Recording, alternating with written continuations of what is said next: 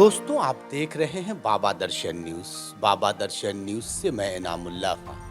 अभी मैं सासाराम के शाजमा मोहल्ला में हूँ। यहाँ हमारी मुलाकात हो रही है। ज्योतिषी हैं ओम प्रकाश श्रीवास्तव जी। उन्हीं से जानना चाहते हैं। एक बड़ा नाम है और काफ़ी चर्चित व्यक्ति हैं। उन्हीं से जानना चाहते हैं कि ये जो ज्योतिषी वगैरह का जो काम है, वो आप कैसे करते हैं? ज्योतिष का काम मैं करीबन 1974 से मैंने प्रारंभ किया और अब तक ये कार्य चल रहा है।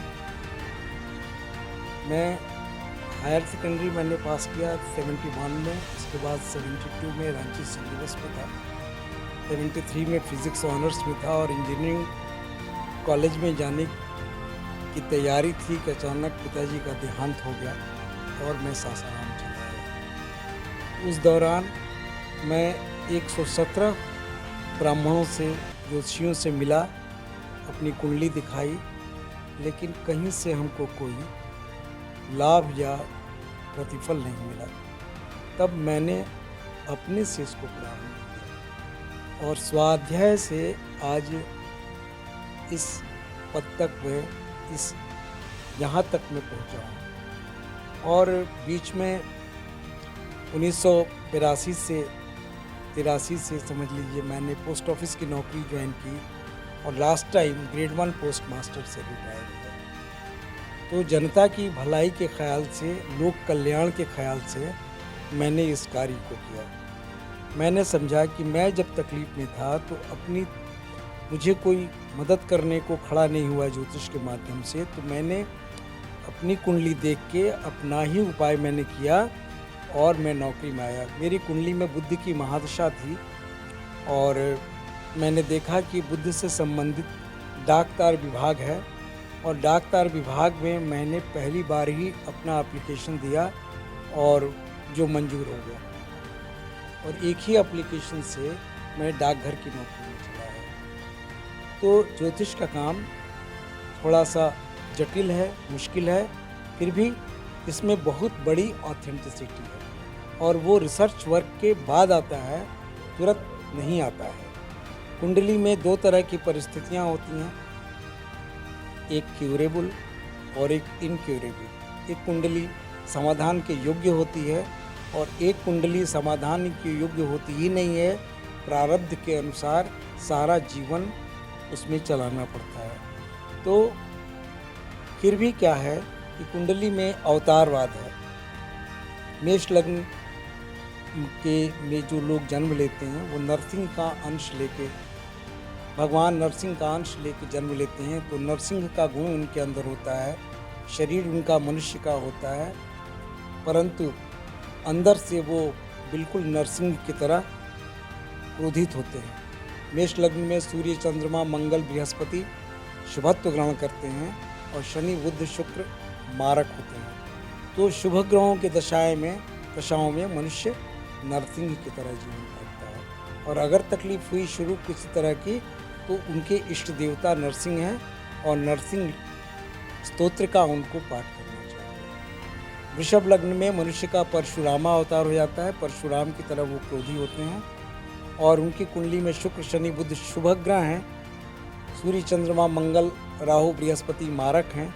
तो मारक ग्रहों के दशाओं में या कोई कष्ट आ जाने पर परशुराम स्तोत्र का पाठ करना चाहिए। मिथुन लग्न में विष्णु के 9वें अवतार बुध हुए, तो मिथुन और कन्या लग्न में इष्ट देवता बुध होते हैं और इन लग्नों में तकलीफ आने पर अपने इष्ट देवता बुध का ध्यान करना चाहिए, जो बुध स्तुति है। इसके लिए बृहद स्तोत्र रत्नाकर जो पुस्तक है वो सबसे ज़्यादा अच्छी है। ये बनारसी दास ने भी प्रकाशित किया है, ठाकुर प्रसाद बुक सेलर ने भी प्रकाशित किया है और अवतार स्तोत्राणी में आपको सारे अवतारों का स्तोत्र मिल जाएगा। तो मिथुन और कन्या लग्न में मनुष्य का बौद्धावतार हो जाता है। कर्क लग्न में मनुष्य का कृष्णावतार हो जाता है, यानी भगवान कृष्ण का अंश लेके वो पैदा होते हैं, उनके इष्ट देवता कृष्ण है। सिंह लग्न में मनुष्य का रामा अवतार हो जाता है, इष्ट देवता उनके श्री राम हैं। कन्या लग्न में बुद्ध हैं, तुला लग्न में परशुराम हैं, वृश्चिक लग्न में नरसिंह हैं, धनु और मीन लग्न में मनुष्यों का वामन अवतार हो जाता है। विष्णु के वामन स्वरूप को लेके वो पैदा होते हैं और वही उनके असली पिता हैं। तो वामन स्तोत्र का पाठ धनु और मीन लग्न वालों को करना चाहिए। मकर और कुंभ लग्न वाले जो हैं वो कुर्मा अवतार, भगवान विष्णु ने जब कच्छप का रूप धारण करके मंदराचल पर्वत के नीचे बैठ गए और समुद्र मंथन हुआ तो वही कुर्म का रूप धारण करके बैठे थे, इसलिए कुर्म स्तोत्र का पाठ मकर और कुंभ लग्न वालों को करना चाहिए। हमारी जो भारतीय संस्कृति है और सृष्टि के प्रारंभ होने के पश्चात वर्तमान में 1,58,58,85,124वां वर्ष आज का चल रहा है, जो आप वेंकटेश्वर शताब्दी पंचांग में देख सकते हैं। इसके बाद भगवान कृष्ण के द्वारा चलाया हुआ 5,248 साल तकरीबन है। विक्रम संवत 2080 है और 2080 में 135 घटा करके 1945 करीब होगा। ये शक संवत है जो राष्ट्रीय संवत के रूप में जाना जाता है। इसके बाद करीब जो हिजरी सन है वो आपको 1445 है। तो इस तरह से प्रारंभ में जो कंसेप्ट था कि एक विष्णु ही जन्म देते हैं, वही पालते हैं, वही संहार करते हैं। बाद में कंसेप्ट आ गया कि ब्रह्मा विष्णु महेश हैं और चौथी शक्ति जो है लक्ष्मी की है और उसी से जीवन चलता है। और उसके बाद अवतारवाद की व्याख्या हो गई। तो अब जो आप मोहम्मद साहब जब आए और उन्होंने जो अपना कंसेप्ट दिया तो उसमें एक ही कंसेप्ट दिया। जो प्रारंभ में विष्णु की कल्पना थी कि एक ही विष्णु जन्म देते हैं, पालते हैं, मारते हैं, तो एक ही कंसेप्ट वही कंसेप्ट उन्होंने मॉडिफाई करके दिया है कि ला इलाही इल्लल्लाह, ईश्वर जो है एक है और उसी के सामने झुको और दूसरा कोई नहीं है। ना वो मूर्ति में है, ना वो किसी चीज़ में व्याप्त है, लेकिन वो पूरे यूनिवर्स का मालिक है। उसको देखिए या ना देखिए। एक सवाल और है ओम प्रकाश जी कि आपको उर्दू वगैरह जो एक शब्द आप बोल रहे हैं, उर्दू का जो लफ्ज़ होता है, तो वो उर्दू भी जानते हैं क्या? हाँ, उर्दू जानते हैं, फारसी भी जानते हैं।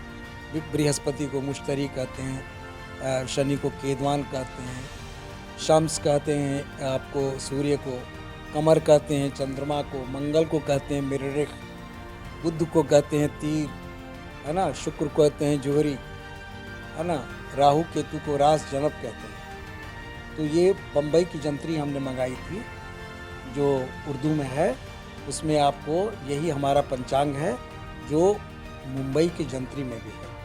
उसमें भी आपको आफ्ताब तुलु है, आफ्ताब गुलू है, सूर्योदय है, सूर्यास्त है, दिनमान है, तिथिमान है, नक्षत्रमान है, योगमान है, करणमान है, लग्न निकालना है। तो ये सारा कुछ जो है वो हिंदी से ही उर्दू में बदला हुआ है, तर्जुमा है। सूर्य जो हैं एक राशि पर एक महीने के लिए रहते हैं और सूर्य को मान करके ये पूरा हिंदू धर्म चलता है, परंतु मुस्लिम धर्म चंद्रमास को लेकर के चलता है। तो ना ये सूर्य बदले जा सकते हैं, ना चंद्रमा बदले जा सकते हैं, ना मंगल ग्रह बदले जा सकते हैं, ना कोई सैयारा बदला जा सकता है।